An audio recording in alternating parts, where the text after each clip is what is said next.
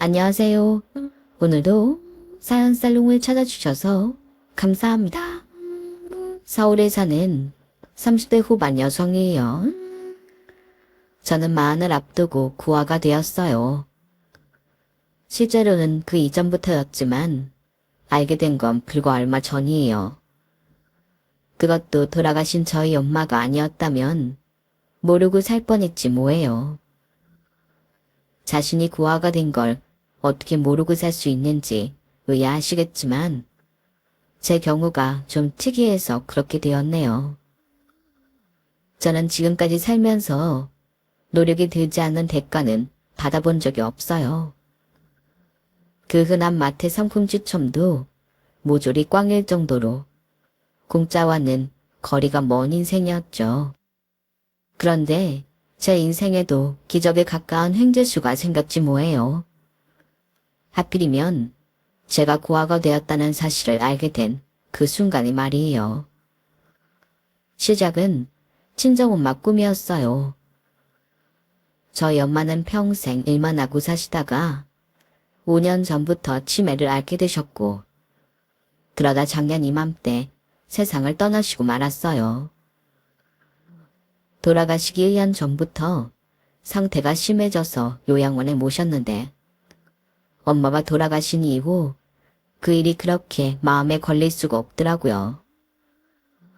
이렇게 일찍 가실 줄 알았다면 힘들더라도 내가 끝까지 엄마를 모시는 건데 하고 말이죠. 부모님 살아계실 때 잘하라는 말을 흘러간 유행가처럼 듣고 살다가 막상 내일이 되고 나니 이보다 진심 어린 조언도 없다 싶었어요. 못난 딸을 죽어서도 잊지 못하고 꿈에까지 찾아와 도움을 주고 가신 엄마를 생각하며 사연을 보냅니다. 저는 중학생 때부터 아빠 없이 엄마랑 둘이 살았어요.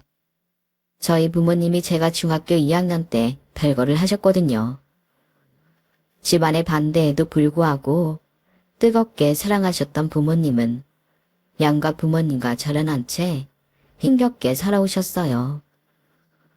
하지만 그 이후 별난 사랑도 시간이 지나니 서서히 식기 시작했고 친할아버지가 돌아가신 뒤로는 결국 따로 살게 되었죠.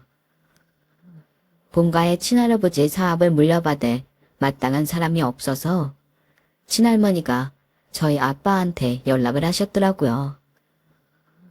안 그래도 하던 일도 시원찮고 엄마와의 사이도 소원해서 마음을 잡지 못하던 아빠는 우리랑 상의 한마디 없이 본가에 들어가 가업을 잇겠다고 결정하셨어요. 이제 와서 거기는 왜 들어간다고 그래요? 누가 반긴다고? 당기고 말고가 어딨어? 그리고 내가 안 들어가면 아버지 사부는 어떡해? 철딱선이 없는 미경이가 맞겠어? 실이랑 도박에 빠져있는 민석이가 맞겠어? 오죽하면 어머니가 울면서 나한테 전화를 다 하셨을까? 그러니까 참말 말고 본가에 들어가 살 준비나 해. 지훈이 전학 갈 학교도 좀 알아보고. 솔직히 이자라도 본가에 들어가 살면 돈 걱정 안 하고 좋은 거 아니야? 안 그래도 돈 없어서 지훈이 학원도 제대로 못 보낸다고 당신도 걱정 많이 했잖아. 좋은 게 좋은 거라고. 어머니께서 먼저 손 내미실 때 모른 척하고 그냥 들어가자고. 싫어요. 누구 맘대로 거길 들어가요. 당신 기억 안 나요? 나 당신 집에 인사드려 갔나? 어머님이 나한테 어떻게 했는지 기억 안 나냐고요. 하긴 걸레반 구정물 세례를 받은 것도 나고 몸으로 돈 많은 집 도련님 꼬셨다고 창내 취급 당한 것도 나니까. 당신이 가슴에 맺힐 게 뭐 있겠어. 그렇게 본가에 들어가고 싶거든. 당신 혼자 들어가요. 난 밥을 굶는 한이 있어도 그놈의 집구석엔 절대 안 들어갈 테니까. 뭐? 집구석? 당신 정말 말 함부로 할 거야? 좋아. 그렇게 가기 싫다면 나랑 지훈이만 들어가지 뭐. 나도 굳이 싫다는 사람 끌고 갈 생각 없어. 어머머, 당신 정말 웃기는 사람이네. 지훈이를 왜 당신이 데려가요? 이날이 때까지 지훈이 낳아서 먹이고 입히고 키운 게 누군데. 툭 하면 당신이 직장에서 잘리는 바람에 내가 식당 설거지까지 하면서 힘들게 키운 내 딸을 왜 당신이 데려갔냐고요. 갈 거면 당신 혼자 가라고요. 우리 지훈이는 절대 못 주니까. 제 양육권 문제로 엄마랑 아빠는 한동안 말다툼을 하셨고 결국 저는 엄마랑 같이 살게 되었어요. 그리고 저희 부모님은 기약 없는 별거에 들어가게 되었죠. 모르긴 해도 그때 두 분은 이혼을 원하셨을 거예요. 하지만 한창 사춘기 딸인 제가 있기 때문에 별보로 타협을 보셨던 것 같아요. 우리나라 부모님들이 그렇잖아요. 애정이 식어서 갈라서기를 원하면서도 딸 자식 결혼 때까지는 기다렸다가 하는 거요. 혹여 내 자식이 시댁에서 부모의 이혼 때문에 손가락질 받지 않을까 하는 걱정 때문에요.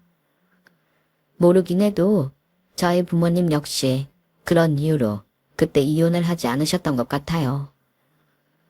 그렇게 친가로 들어가신 아빠는 이후 단 한 번도 집에 돌아오지 않으셨어요. 1년에 한두 번씩 제게 전화를 하긴 하셨지만 간단한 안부 전화일 뿐 애절한 부정 같은 건 눈꽃만큼도 느낄 수가 없었어요. 그랬다면 엄마 몰래라도 저를 보러 오셨겠죠. 그러다 제가 대학에 들어가고부터는 아예 전화 연락도 끊어져 버렸어요. 그래도 신기한 건 때가 되면 제 대학 등록금은 제 통장으로 보내주셨다는 거예요. 물론 엄마는 그마저도 받지 말라고 화를 내셨지만요. 그러다 아빠랑 다시 연락이 닿은 건 제가 결혼을 앞둔 때였어요. 아무리 부모님끼리는 일말의 정도 남지 않은 상황이라 해도 자식 문제에는 어쩔 수 없잖아요. 저희 부모님도 혹여 제가 시댁에 책 잡힐까봐 상견례 자리에서는 마치 평생을 삶아 떼고 살아온 평범한 부부처럼 행동하셨으니까요.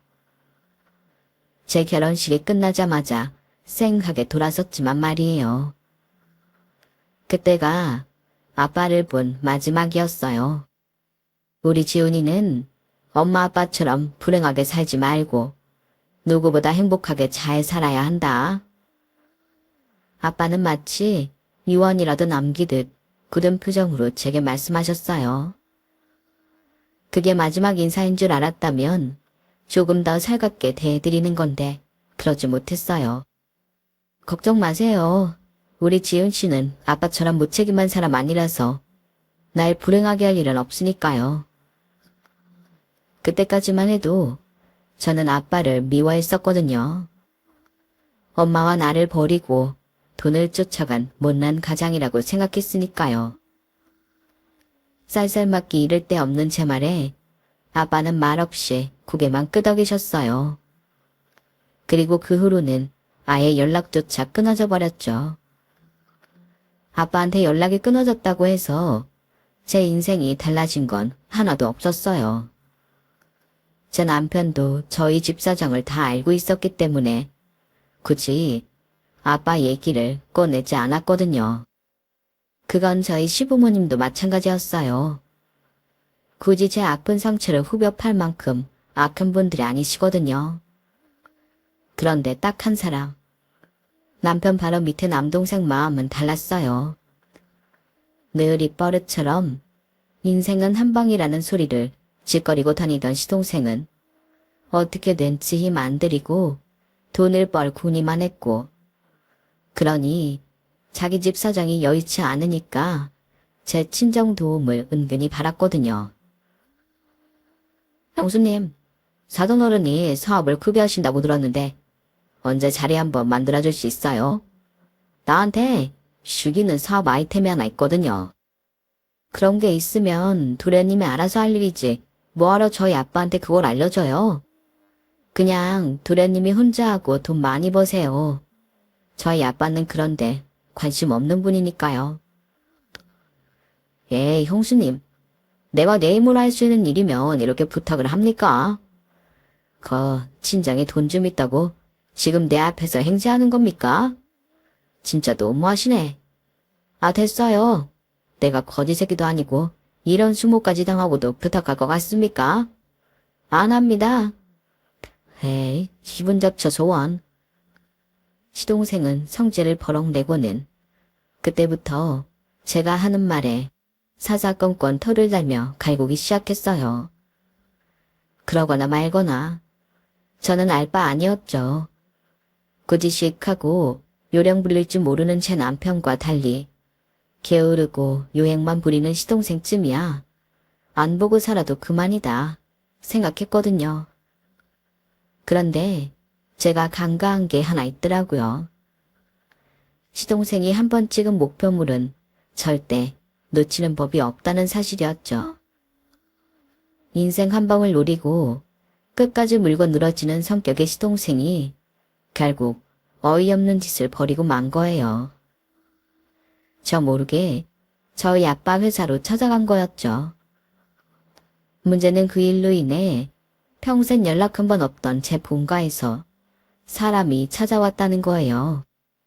다름 아닌 제 삼촌이었죠.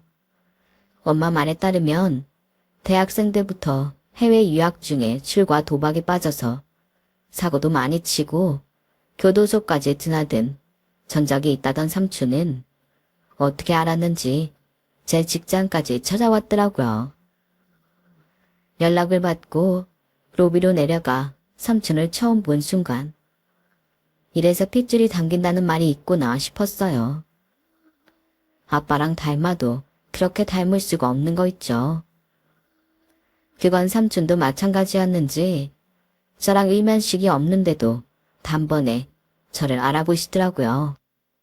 네가 지연이구나. 보니까 단번에 알아보겠네. 갑자기 찾아와서 놀랐지? 삼촌이 진작 연락도 하고 했어야 했는데 미안하게 됐다. 그건 그렇고 내가 긴히 할 말이 있어서 왔어. 잠깐 얘기할 시간 되지?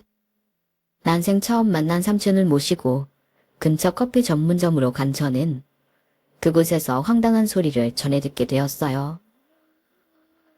네? 제 시동생이 회사로 찾아갔었다고요? 저희 아빠를 만나려고요? 아, 진짜 미친 거 아니야?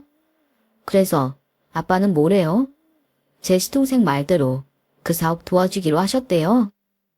아니, 형한테 얘기 들어가기 전에 내 선에서 잘라냈어. 형은 네 동생 얼굴도 못 보셨어. 네 아빠가 그런 실없는 소리까지 들을 만큼 한가한 사람이 아니잖니. 네 아빠는 하도 바빠서 형제인 나도 얼굴 보기 힘든 사람인데. 아무튼 넌 네 시동생 일에 우리가 도움을 주길 바라는 건 아닌 모양이네. 그럼 어떻게 해줄까? 정신 차리게 사람이라도 시켜서 손 좀 봐줘. 사업을 하다 보니 그런 일 처리해주는 사람들을 내가 좀 알고 있거든. 네가 원한다면 해줄게. 순간 엄마가 왜 그렇게 삼촌에 대해 안 좋게 말을 했는지 알 것 같았어요. 아니, 사돈한테 사업자금 좀 빌리러 갔다고 사람을 처리하다뇨. 무슨 조폭영화도 아니고, 참. 아니, 됐어요. 그러실 필요 없어요. 그리고 뭐 그렇게까지 해요. 그냥 제가 알아듣게 설명하고 다시는 거기 못 찾아가게 하면 되는걸요. 아무튼 괜히 심력 끼쳐드려서 죄송해요. 다시는 이런 일 없도록 할게요.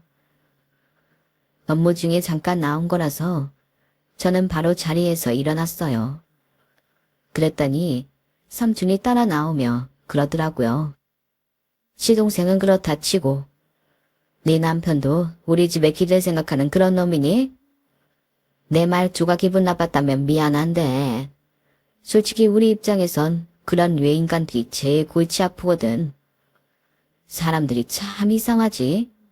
지들이 번 돈도 아니면서 누가 돈 좀 쥐고 있다고 하면 어쩜 그렇게 뻔뻔하게 손을 내미는지. 넌 모르겠지만 지금까지 살면서 난 그런 인간들 참 많이 봤다. 네 엄마는 좀 예외였지만. 암튼 혹시나 해서 하는 말인데 나도 그렇고 네 아빠도 그렇고 남의 돈에 군침 물리는 염치 없는 인간들 딱 질색이다. 그러니까 네가 단속 좀 해. 뭐 네가 돈이 필요하다면야 삼촌이 내가 줄 수는 있지만 돈 필요하면 언제든 나한테 전화해. 네 아빠한테 하지 말고. 너도 네 아빠 불편하잖아. 삼촌이란 사람은 참 막대먹은 사람이었어요. 처음 본 조카한테 한다는 소리가 어쩜 그런 개소리밖에 없대요. 그날 삼촌이 준 명함은 사무실에 돌아오자마자 쓰레기통에 던져버렸어요. 내가 굶어 죽는 한이 있어도 너 같은 인간한테 총 벌릴 일은 없다고 이빨을 부득부득 갈면서요. 시동생 일은 혼자 처리할까 하다가 아무래도 남편이 알아야 할 것 같아서 남편한테 그간의 일을 모조리 털어놓았어요. 그리고는 모든 걸 남편 손에 맡기기로 했죠. 불같이 화가 난 남편은 그 길로 본가에 찾아가 시동생을 잡돌이했어요. 제 남편이 평소엔 참 순하고 좋은 사람인데 한번 화가 났다 하면 끝장을 보는 사람이거든요. 시동생은 남편한테 맞아서 생긴 멍을 한동안 달고 살아야 했어요. 그리고 다행히도 더는 제 친정에 기댈 생각을 하지 않게 되었죠. 하지만 사람 성격이 그리 쉽게 변하는 게 아니잖아요. 한동안 잠잠하던 시동생이 결혼을 앞두고는 또다시 옛버릇이 나오기 시작한 거예요. 제가 첫애를 낳고 이듬해 시동생이 결혼을 했는데 상대 여자가 시동생보다 학벌도 좋고 직장도 번듯한 사람이었던가 봐요. 그래서 집만큼은 번듯한 걸로 준비해야 한다고 여기저기 손을 벌리고 다니더라고요. 그리고 저희 부부한테도 어김없이 찾아왔어요. 형, 이번이 마지막이야. 앞으로는 형한테 손 벌리는 일 없을 거야. 나 1억만 해주라. 그중 5천은 내가 무슨 일이 있어도 갚을게. 아니 도련님, 그게 무슨 소리예요? 1억을 빌려달라면서 5천만 갚겠다뇨. 그럼 5천은 우리 보고 부담하라는 거예요? 형수님, 친정도 잘 사는 사람이 돈 몇 푼에 왜 이렇게 치사하게 굴어요? 형수님한테 돈 5천이 어디 돈입니까? 솔직히 형수님이 시집 올 때 해온 게 뭐 있습니까? 말만 부잣집 딸이지 혼수해온 것만 봐도 참. 내가 그동안 말은 안 했지만 속으론 사돈어른 욕 좀 했습니다. 그 많은 돈 죽을 때 싸매고 간답니까? 그러니까 이참에 부잣집 딸로서 나한테 인심 좀 얻어보라 이겁니다. 이게 말입니까 똥입니까? 아니, 내가 왜 자기한테 인심을 얻어야 해요? 그것도 내 돈도 아니고 영 끊고 살다시피 하는 친정아빠 돈으로요. 황당해서 입을 쩍 벌리고 앉아있는데 남편이 옆에 있던 두루마리 휴지로 시동생 머리를 정통으로 맞췄어요. 그리고는 버럭 소리쳤죠. 또 이 자식 아직도 정신 못 차렸어? 네가 뭔데 내 아내한테 돈을 써라 말아야. 네가 언제 이 사람이랑 나한테 돈 맡긴 적 있어? 그리고 뭐? 1억을 해달라고? 야, 우리한테 그런 돈이 있으면 진작 은행 빈부터 갚았지. 다달이 그 비싼 이자를 내고 살겠냐? 제발 정신 좀 차려. 연봉 3천도 안 되는 놈이 헛바람만 들어서는 네 힘으로 할 수 있는 선에서 집을 구하든 살림을 차리든 하란 말이야. 알았어? 한 번만 더 쓸데없는 소리 짓거리면 내 집에 발도 못 들이갈 줄 알아. 남편은 제 속이 다 후련할 정도로 시동생의 아픈 자리만 콕콕 찔러가며 혼을 냈어요. 자기 형한테 또 한 번 깨진 시동생은 입술을 대빨 내밀고는 빈손으로 돌아갈 수밖에 없었죠. 그런데 얼마 뒤 안 좋은 소식이 들리더라고요. 시동생이 파혼을 했다는 소식이었어요.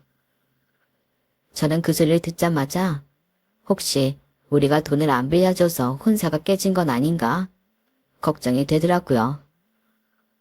그런데 그날 밤 시동생과 술을 한잔하고 돌아온 남편한테 들어보니 그런 건 아닌 것 같더라고요. 여자한테 애가 있었대.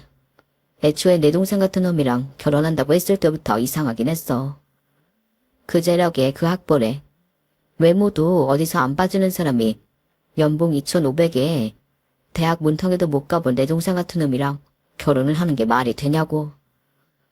아무리 그런 데서 만났어도 제정신이면 절대 못하지. 남편이 말한 그런 데라 함은 바로 나이트였어요.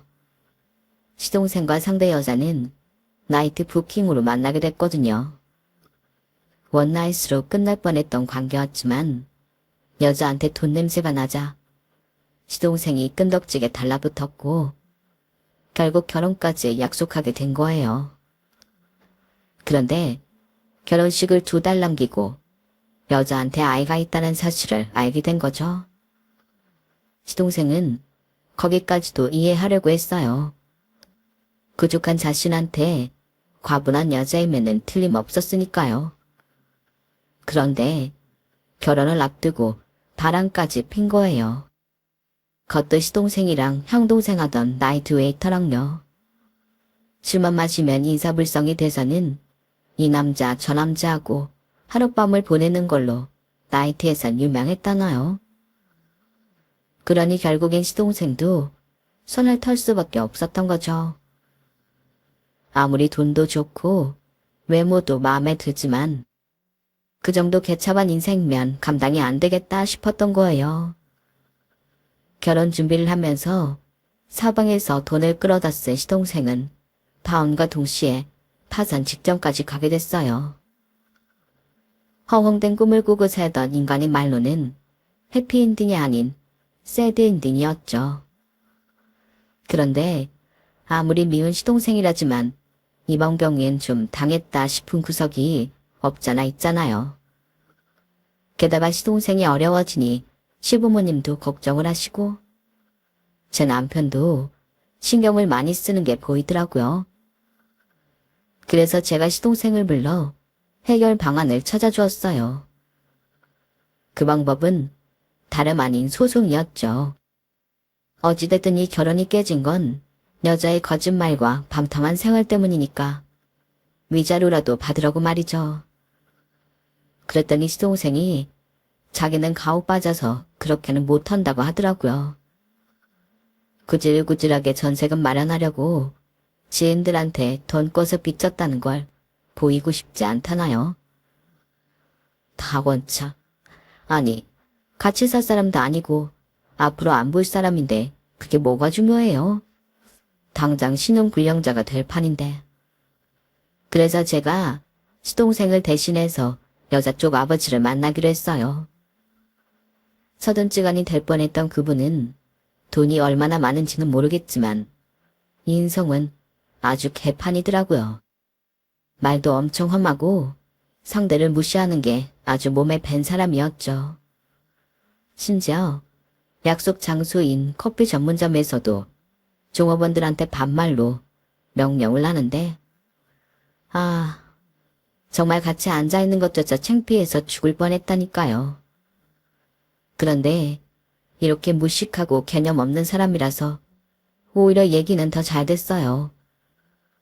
그쪽이 막말을 하니까 저도 악을 쓰고 함부로 대들기 편했거든요.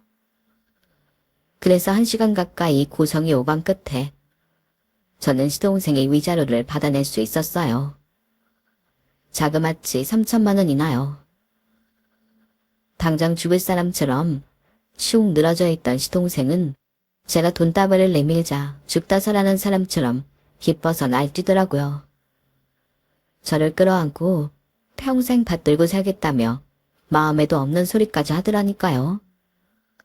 그 일로 시부모님도 그렇고 시동생도 그렇고 다들 똑소리 나는 며느리 덕분에 한시름 났다고 칭찬이 이만저만이 아니었어요.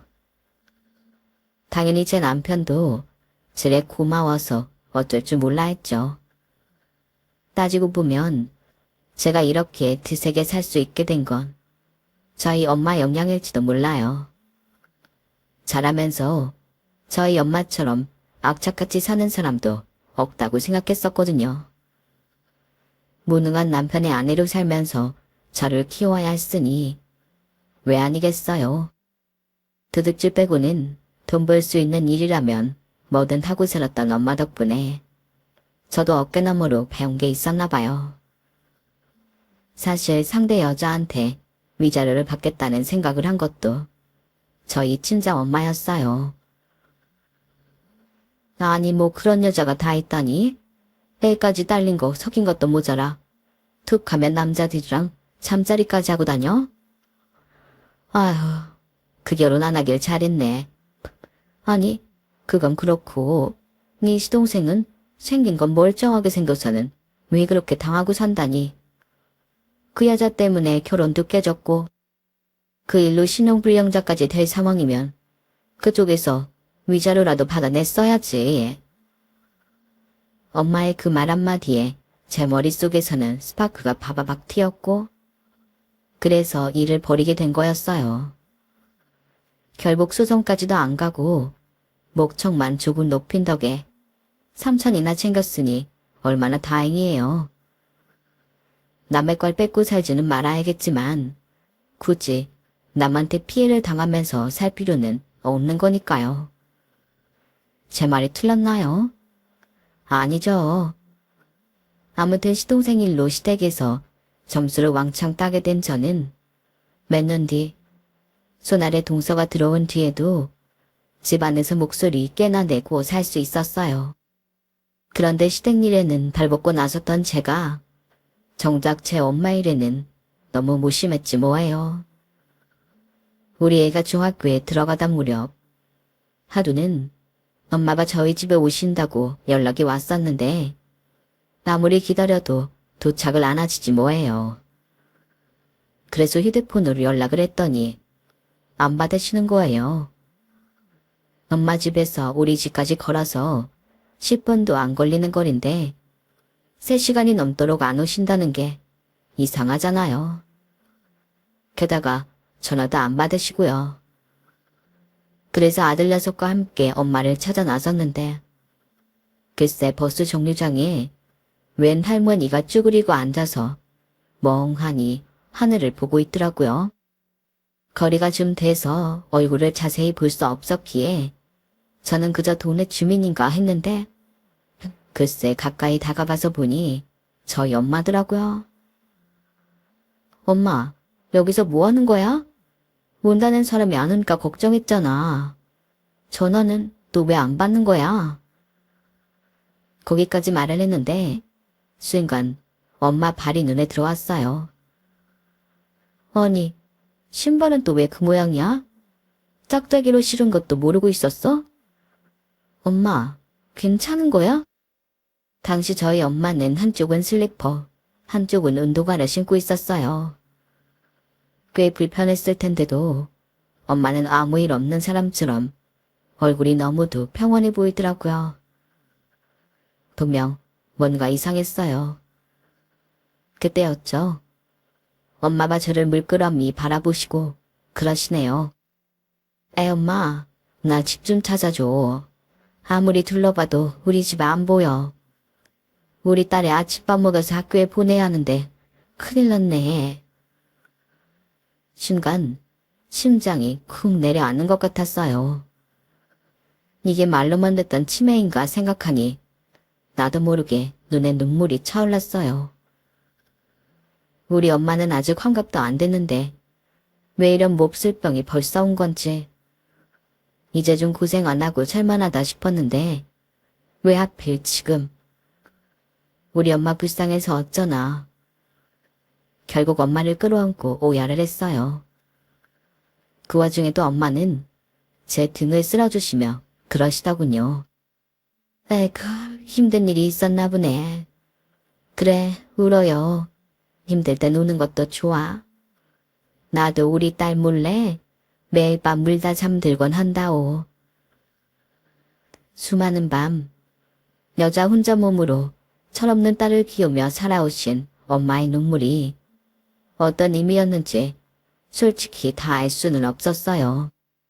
하지만 한 가지 확실한 건 엄마의 그 눈물을 먹고 제가 이렇게 무탈하게 자랐다는 건 알 것 같았어요. 그런데 효도도 하기 전에 이렇게 정신을 놓으시다니. 정말 모든 게 내 탓인 것만 같아서 어떻게 해야 할지 모르겠더라고요. 그날 엄마를 모시고 집으로 돌아오면서 생각했어요.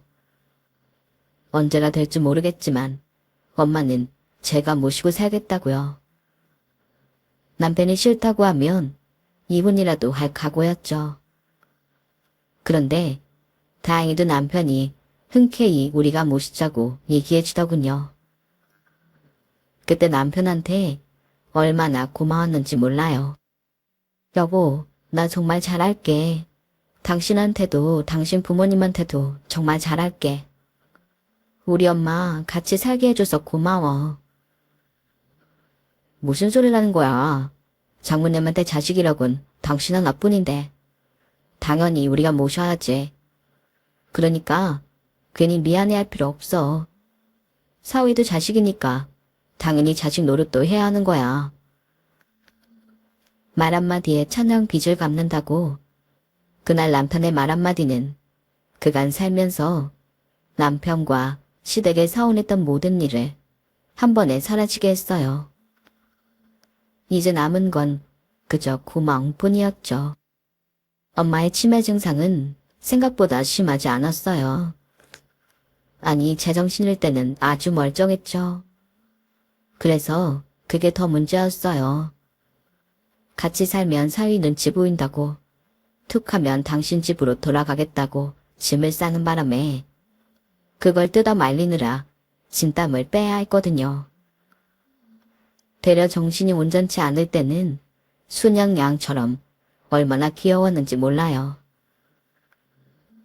애기 엄마, 나 아이스크림 좀 사줘. 우리 남편이 나 아이스크림 좋아한다고 퇴근길에 콘을 하나씩 터다 줬는데 요샌 나누지 뭐야. 그새 애정이 식었나? 아이스크림이 그렇게 좋아?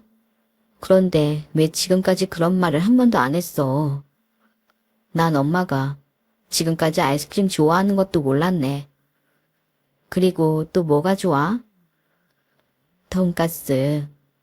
연애할 때 우리 남편이 명동에 있는 경양식집에서 돈가스를 사줬는데 얼마나 맛있었나 몰라요. 결혼하고는 돈이 없어서 먹으러 못 갔어요. 그 돈이면 일주일치 장을 볼 수 있는데 어떻게 사 먹어? 우리 남편이 나를 참 아끼거든. 내가 칼질이 서투니까 먼저 다 썰어서 놔주고 자기는 나중에 먹곤 했어요. 우리 남편이 손가락은 또 얼마나 예쁜데. 결혼 반지 대신 가느다란 실반지 하나씩 나눠 끼고 결혼을 했는데 내 손에는 안 어울리는 그 반지가 남편한테는 어찌나 잘 어울리던지 셈이 나서 혼났다니까요. 그래서 아예 내 반지도 남편 손에 끼워줬어요. 남편 새끼손가락에? 장난삼아 한 행동인데 남편이 그걸 내내 새끼손가락에 끼고 다니는 거야.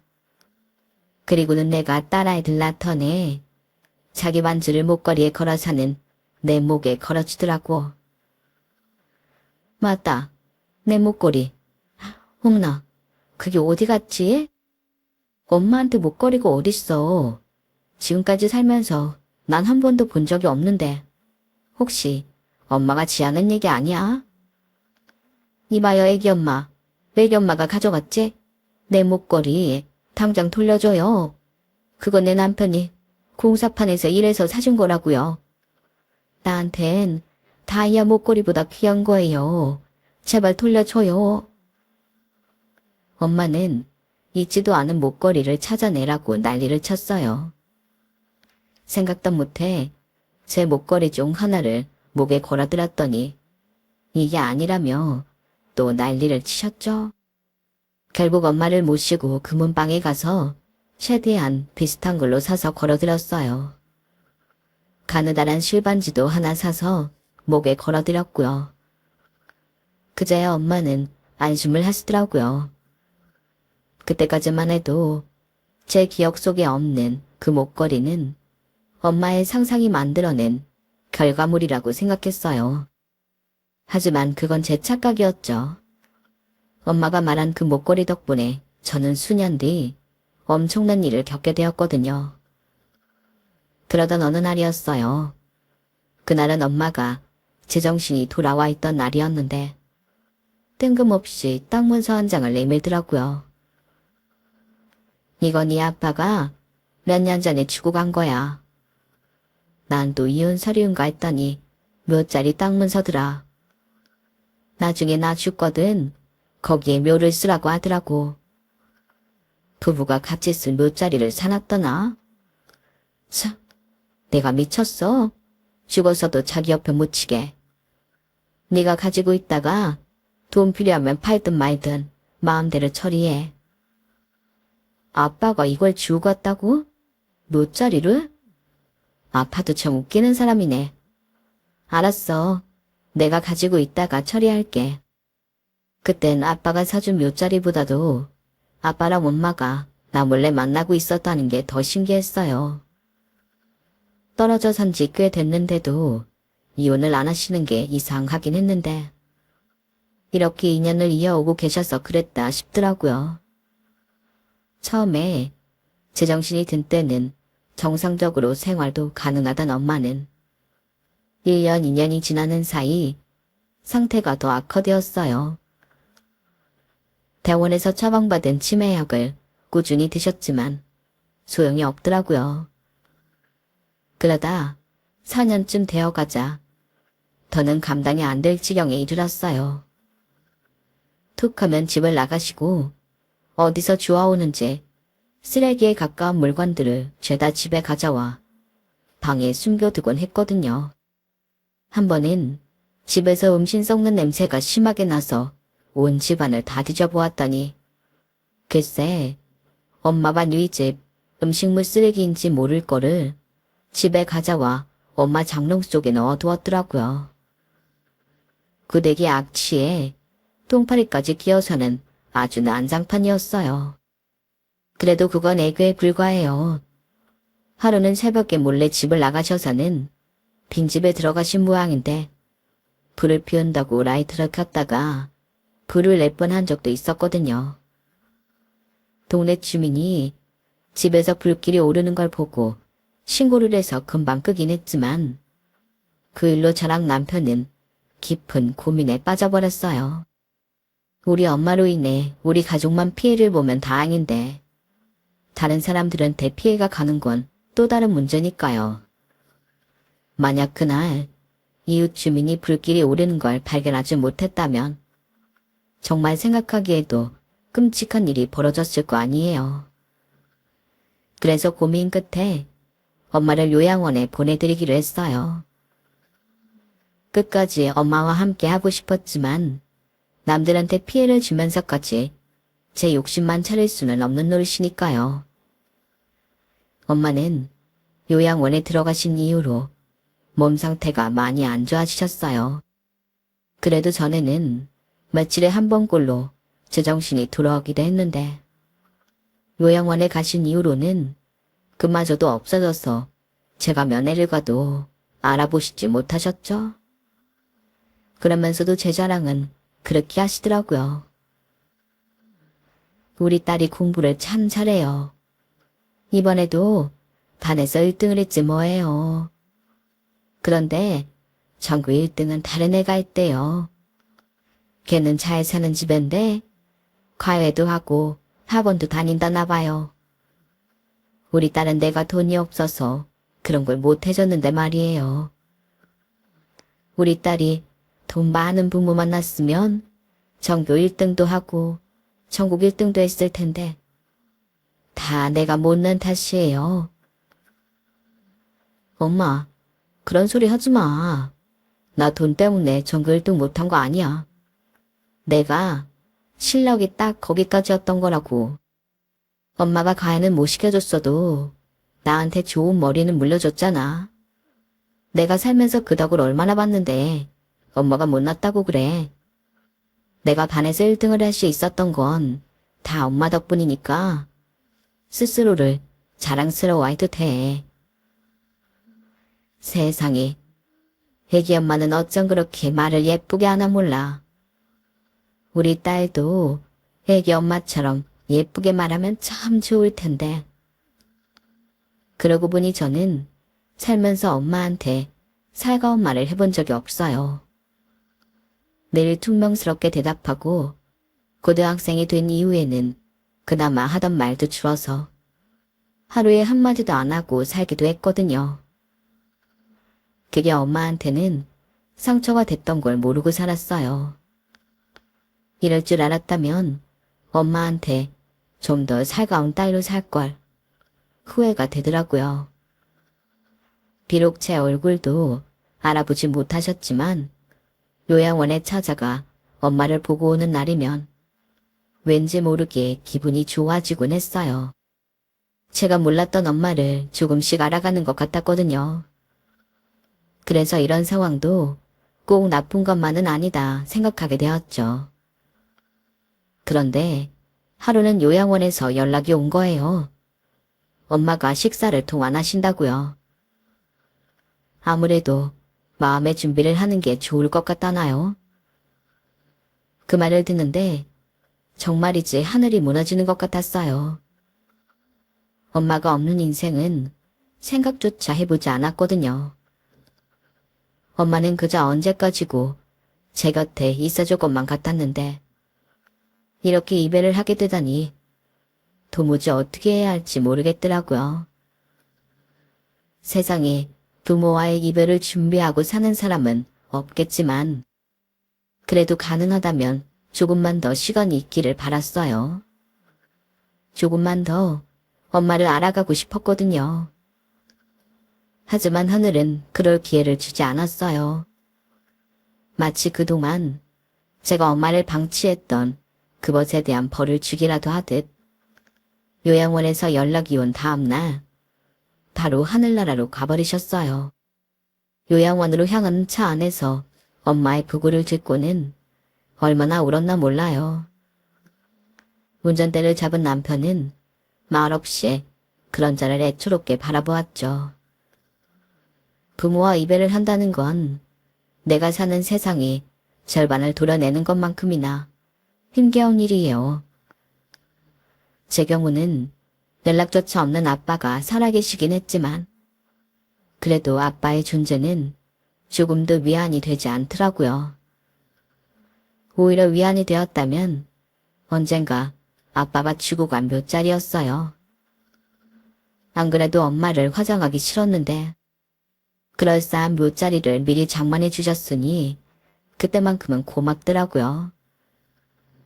비록 엄마 장례식에도 코빼기 하나 보이지 않은 아빠였지만 말이에요. 아빠가 사준 묘자리는 서울에서 가까운 춘천에 있었는데 경치가 얼마나 좋은지 아빠가 왜 여기에 묘를 쓰라고 했는지 알 것 같았어요. 엄마 묘자리 옆에 빈터는 언젠가 아빠가 묻히시겠지 생각하며 두 분이 그때는 싸우지 말고 좋은 경치 보시며 행복하시길 바랐어요. 그렇게 시간은 흘러 엄마가 돌아가신 지 일주기가 가까워진 어느 날이었어요. 그동안 한 번도 꿈에 나오지 않던 엄마가 제 꿈에 찾아오신 거예요. 엄마는 묘자리를 잘못 썼다며 이장을 하라고 하시더라고요. 사실 그때 저희 집 상황이 좋지 않아서 저는 이장할 돈이 없다고 미안하다고 말했죠. 그런데도 엄마는 눈에 잔뜩 힘을 주시고는 이장하라고 호통을 치셨어요. 꿈에서 깬 저는 한참의 고민에 빠졌어요. 엄마가 꿈에 찾아와 그렇게까지 말을 하는 건 무슨 이유가 있는 게 분명하다는 건 알았지만 정말 이장할 돈이 없었거든요. 얼마 전 남편이 직장에서 억울한 누명을 쓰고 나오게 되었는데 설상가상으로 사측으로부터 소송까지 당했거든요. 10억이 넘는 배상 금액 때문에 남편은 안 피던 담배까지 피게 됐고 저는 저대로 일을 늘려가며 한 푼이라도 더 벌려고 아등바등 하고 있었으니까요. 그런데 이런 상황이 이전까지 하라니요. 정말 미치고 팔딱 뛸 노릇이었죠. 그래도 엄마 꿈을 그냥 넘기긴 그래서 아는 언니한테 돈을 빌려 엄마 선수로 갔어요. 일단 근처에 풍수지리사를 불러 산소 감정을 부탁했어요. 그런데 그분이 그러시는 거예요. 이상하다. 전혀 이상이 없는데요. 묘자리도 좋고 자손들한테도 좋은 자리예요. 근데 왜 이장을 하겠다는 겁니까? 엄마가 꿈에 나오셔서 그러라고 하시더라고요. 정말 터에 이상은 없는 거죠? 내가 이 생활 35년째입니다. 내 말 믿어도 돼요. 결국 이장은 없던 일로 하고 집으로 돌아왔는데 그날 밤 또 엄마가 꿈에 나오신 거예요. 이번에는 직접 묘소로 저를 데리고 가서는 어딘가를 손가락으로 가리키시더라고요. 엄마, 저기가 왜? 저기에 이상이 있다는 거야? 엄마는 아무 말씀도 안 하시고 계속 한 곳만 가리키시고는 사라지셨어요. 잠에서 깬 저는 남편한테 이 얘기를 했어요. 그랬더니 남편이 같이 가보자고 하더군요. 그렇게 다음날 직장에 휴가를 내고 남편과 춘천으로 향했어요. 그리곤 엄마 산수로 가서 엄마가 꿈에 가리켰던 곳을 보았어요. 다른 곳들에 비해 조금 땅이 올라서 있더라고요. 모르는 사람이 보면 거기에 묘자리라도 쓴 줄 알 정도로 봉분처럼 살짝 올라와 있었어요. 남편은 사에 실어온 삽을 꺼내 땅을 파기 시작했어요. 한참을 땀을 뻘뻘 흘려가며 땅을 팠는데 글쎄 거기에 관이 들어있지 뭐예요. 관이라고는 해도 싸구려 판자 같은 거에 불과했지만요. 삽질을 하던 남편은 관을 발견하곤 비명을 지르며 후다닥 구덩이에서 빠져나왔어요. 아니, 여기에 왜 관이 있어? 여기는 우리 엄마랑 아빠 묘자리인데? 누가 도둑매라도 쓰고 갔나? 일단 이 묘지 관리자부터 만나야겠어. 이것 때문에 엄마가 내 꿈에 찾아온 건가 싶었어요. 남편과 함께 묘지 관리자를 찾아갔더니 자기들도 모르는 일이라고 하더라고요. 일단은 그 관을 파내고 다른 곳으로 옮기겠다고 해서 그러라고 했죠.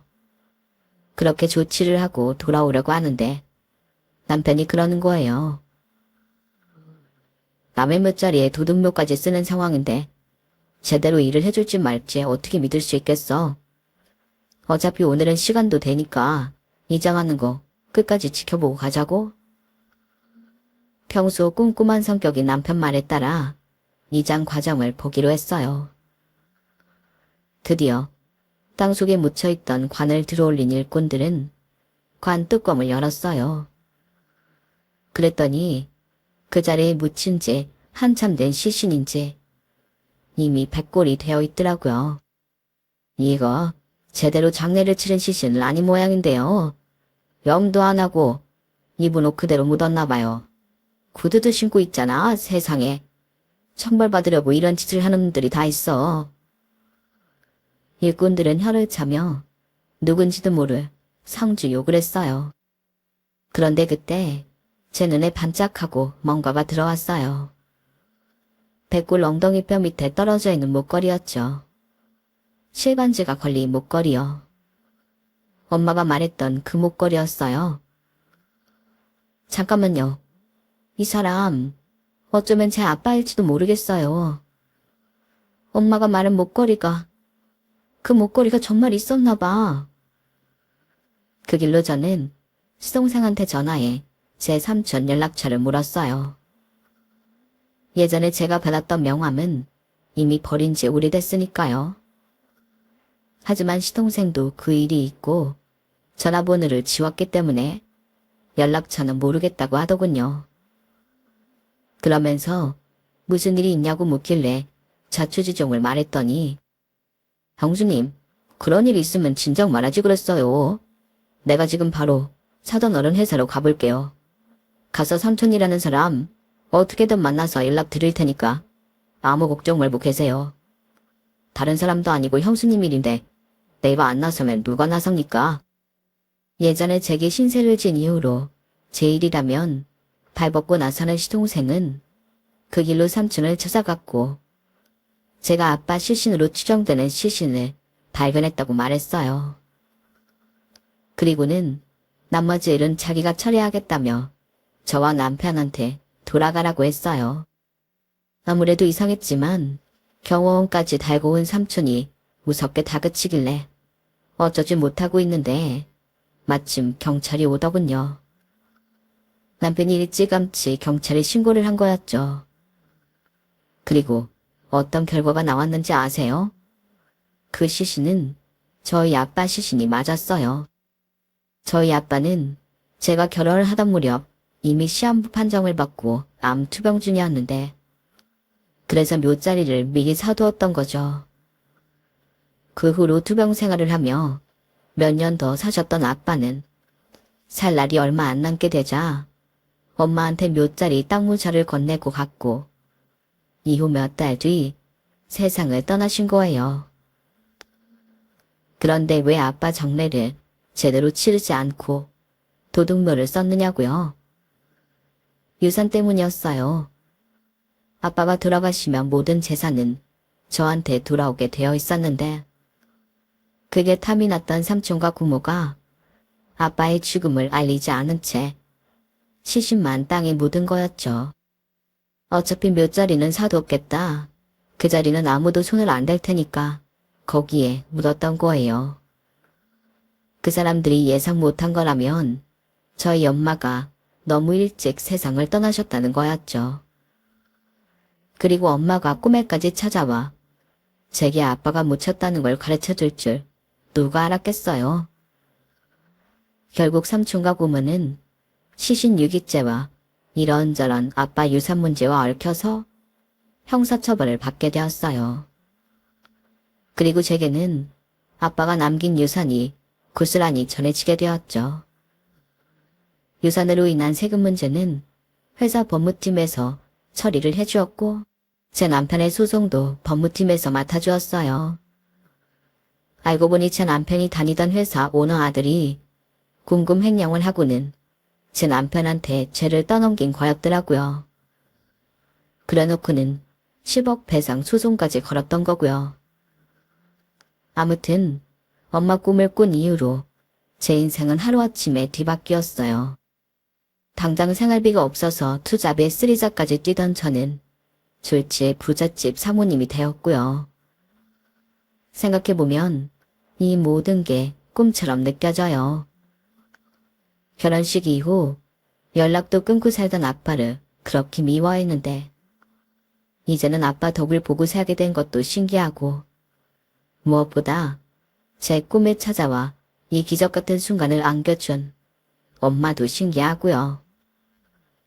살다 보면 사는 게 너무 힘들어서 모든 걸 포기하고 싶은 순간이 있잖아요. 그런데 살아보니 그 고비를 넘기면 생각지도 못한 행운이 찾아오기도 하더라고요. 저처럼 말이죠. 지금 제 사연을 듣고 계신 여러분도 끝까지 포기하지 마시고 버텨보세요. 혹시 아나요? 어느 날 기적이 여러분 문 앞에 찾아올지. 기적 같은 나날을 사시길 바라며 지금까지 제 사연을 들어주셔서 감사합니다. 여러분, 사연 댓글에 응원과 현명한 조언 부탁드려요. 좋아요와 구독은 저에게 큰 힘이 됩니다. 오늘도 좋은 일 가득하세요.